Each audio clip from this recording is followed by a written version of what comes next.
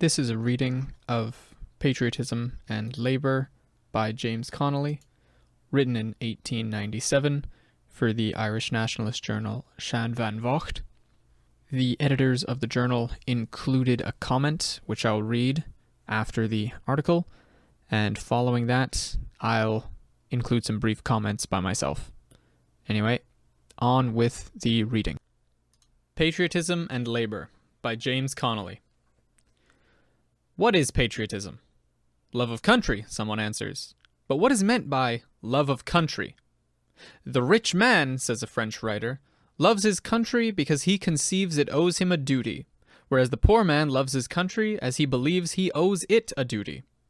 The recognition of the duty we owe our country is, I take it, the real mainspring of patriotic action, and our country, properly understood, means not merely the particular spot on the earth's surface from which we derive our parentage, but also comprises all the men, women, and children of our race whose collective life constitutes our country's political existence. True patriotism seeks the welfare of each in the happiness of all, and is inconsistent with the selfish desire for worldly wealth which can only be gained by the spoliation of less favored fellow mortals. Viewed in the light of such a definition, what are the claims to patriotism possessed by the moneyed class of Ireland? The percentage of weekly wages of £1 per week and under received by the workers of the three kingdoms is stated by the Board of Trade report to be as follows: England 40, Scotland 50, and Ireland 78%. In other words, 3 out of every 4 wage earners in Ireland receive less than £1 per week. Who is to blame? What determines the rate of wages? The competition among workers for employment. There is always a large surplus of unemployed labor in Ireland, and owing to this fact, the Irish employer is able to take advantage of the helplessness of his poorer fellow countrymen and compel them to work for less than their fellows in England receive for the same class of work. The employees of our municipal corporations and other public bodies in Ireland are compelled by our middle-class town councillors, their compatriots, to accept wages of from 4 shillings to 8 shillings per week less than English corporations pay in similar branches of public service. Irish railway servants receive from 5 shillings to 10 shillings per week less than English railway servants in the same departments, although shareholders in Irish railways draw higher dividends than are paid on the most prosperous English. In all private employment in Ireland, the same state of matters prevails. Let us be clear upon this point. There is no law upon the statute book, no power possessed by the Privy Council, no civil or military function under the control of the Prime Minister, Lord Lieutenant, or Chief Secretary which can, does, or strives to compel the employing class in Ireland to take advantage of the crowded state of the labour market and use it to depress the wages of their workers to the present starvation level. To the greed of our moneyed class, operating upon the social conditions created by landlordism and capitalism and maintained upon foreign bayonets, such a result is alone attributable, and no amount of protestations should convince intelligent workers that the class which grinds them down to industrial slavery can, at the same moment, be leading them forward to national liberty. True patriotism seeks the welfare of each in the happiness of all, and is inconsistent with the selfish desire for worldly wealth which can only be gained by the spoliation of less favored fellow mortals.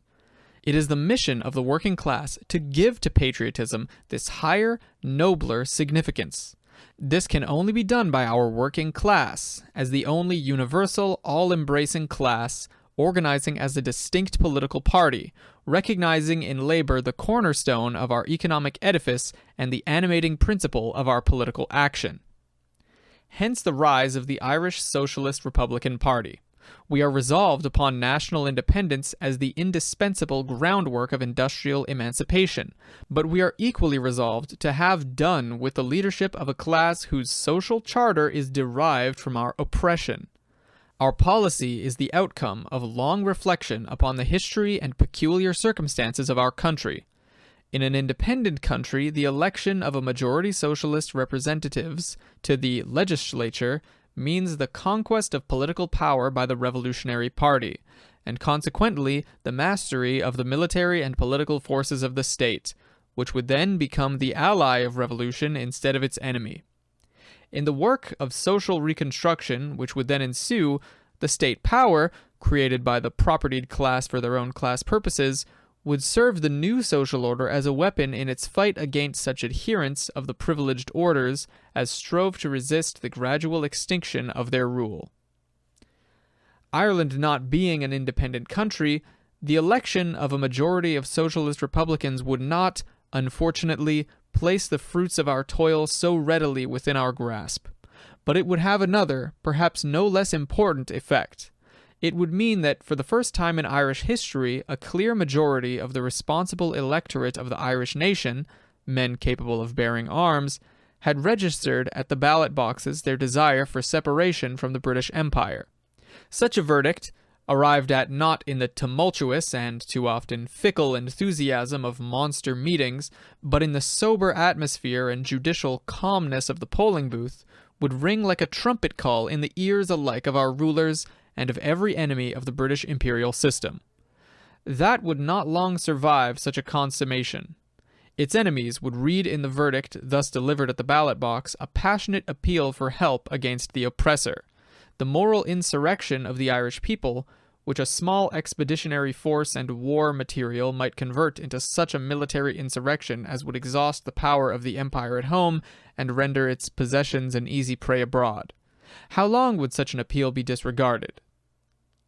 Meanwhile, there is no temporary palliative of our misery, no material benefit which Parliament can confer that could not be extorted by the fear of a revolutionary party seeking to create such a situation as I have described, sooner than by any action of even the most determined Home Rule or other constitutional party. Thus, alike for present benefits and for future freedom, the revolutionary policy is the best. A party aiming at a merely political republic, and proceeding upon such lines, would always be menaced by the danger that some astute English statesman might, by enacting a sham measure of Home Rule, disorganize the Republican forces by an appearance of concessions until the critical moment had passed. But the Irish Socialist Republican Party, by calling attention to evils inherent in that social system of which the British Empire is but the highest political express sign, founds its propaganda upon discontent with social iniquities which will only pass away when the empire is no more, and thus implants in all its followers an undying, ineradicable hatred of the enemy, which will remain undisturbed and unmollified by any conceivable system of political quackery whatever. An Irish Socialist Republic ought, therefore, to be the rallying cry of all our countrymen who desire to see the union and triumph of patriotism and labor. Editorial note. Whilst in full sympathy with Mr. Connolly's views on the labor and social questions, we are absolutely opposed to the scheme he puts forward for the formation of an Irish Republican Party in the British Parliament. Any conscientious Republican would stick at the oath of allegiance, and no reliance could be placed on what John O'Leary calls double-oathed men. John Mitchell allowed himself to be returned as a representative, but absolutely refused to entertain the idea of claiming his seat. He looked upon his election merely as a declaration in favor of his unalterable rebel principles. We would like to have this question debated. That is the end of the article. One quick comment before the others. The John Mitchell that the editors mention in their note was an Irish, originally a lawyer, who started recommending illegal activities by sort of Irish patriotic peasants and whatnot, obstructing roads, these kinds of techniques, but not open insurrection. He wasn't a socialist, but he was like a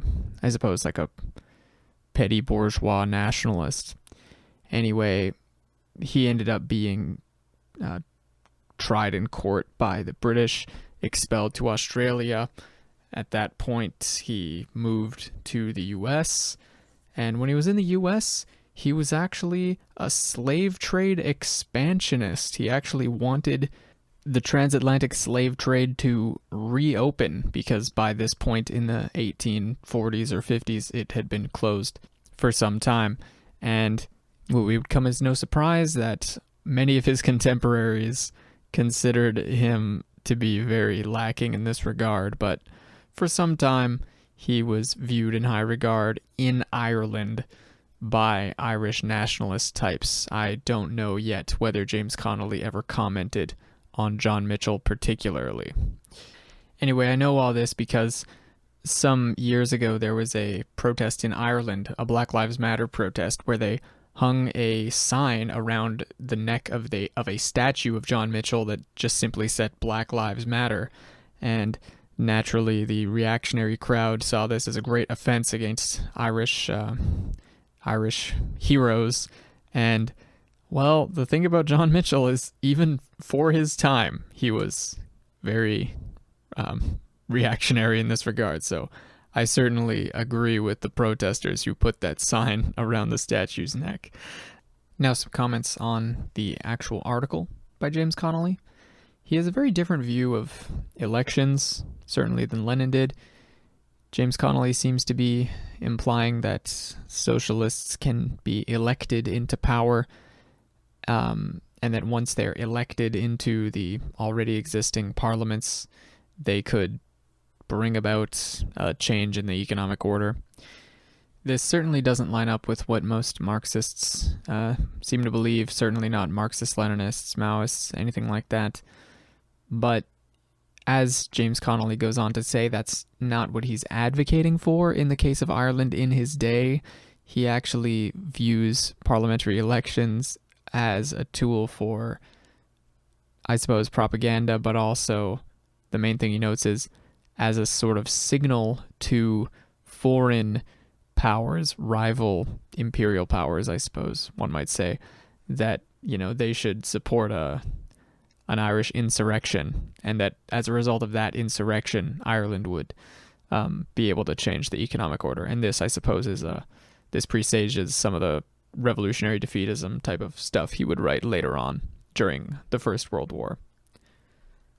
Though it doesn't seem like he's entirely this sort of electoral reformist, because later on in the second to last paragraph, he says, for present benefits and for future freedom, the revolutionary policy is the best. And he sort of gets along the idea that any concessions that the ruling class might grant, they would more easily do so under the threat of a revolutionary party. And so, I'm not sure whether he means that the purpose of having a revolutionary party is to get those concessions from the ruling class, but he definitely mentions the idea of a critical moment, and that you must not miss the critical moment. And this, I suppose, is in line with what even later Marxist-Leninists would say about critical moments, revolutionary moments, where once you have the revolutionary moment, to put off revolution is very bad. And that's the end of my commentary. So, to all of you listening, have a good day, and never forget, ruthless criticism of all things.